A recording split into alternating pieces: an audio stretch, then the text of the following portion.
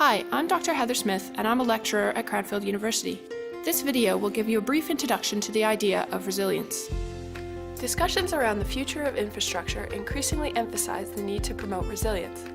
However, it is worth questioning whether resilience has simply joined the long list of appealing but stubbornly intangible concepts like sustainability. It's certainly no easy matter to define resilience or specify what a resilient infrastructure system might look like. Essentially, it means developing a system that is more dynamic, flexible, and adaptable. Of course, that's easier said than done for infrastructure systems that are built around hard, fixed assets. But it's not impossible, and aspects of this way of thinking are starting to make their way into current discussions. For instance, the American National Infrastructure Advisory Council uses this model to illustrate 4 important characteristics of a resilient system. They also argue that the construct should be applied both to assets and to the people, plans, and processes and procedures that manage those assets.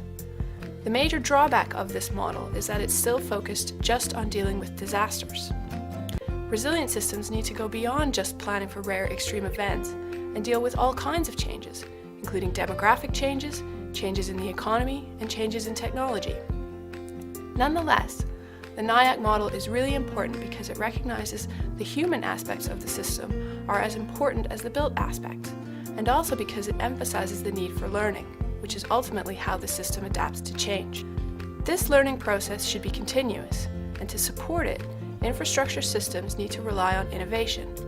In other words, they need to allow room for developing and trialing new technologies and new approaches, even if they sometimes lead to failure. That way, infrastructure systems can develop knowledge banks around available new technologies and approaches to help them figure out how best to improve the system in the face of change. But finding the resources to support innovation is not always easy. The pace of technological change is quick, but the process of bringing new technology into practice can be very long. Many infrastructure companies fear that by the time they invest in and adopt a particular kind of technology, it might already be outdated. Additionally, the regulation of the water sector pushes water companies to reflect the priorities of their customers in their future plans.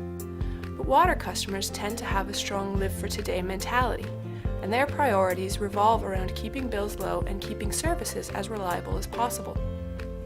The benefits of investigating new technologies and building resilience are long-term, and customers may not find it very palatable if they have to pay a little more or accept slightly less reliability for the sake of these long-term gains. Therefore, it is important to recognize that the process of building resilience in infrastructure sectors does not just involve service providers. It may mean building a new relationship between service providers and the people they serve, one that is built more around flexibility and long-term thinking. It may also require new models for supporting innovation, and some interesting approaches are emerging here. Anglian Water's open innovation model seeks customer input to help develop a wish list of priorities, and then allows virtually anyone to submit an innovative idea that can help the company address one of those priorities. The approach is still in early days, but it shows some promise. For more information on this topic, check out these resources.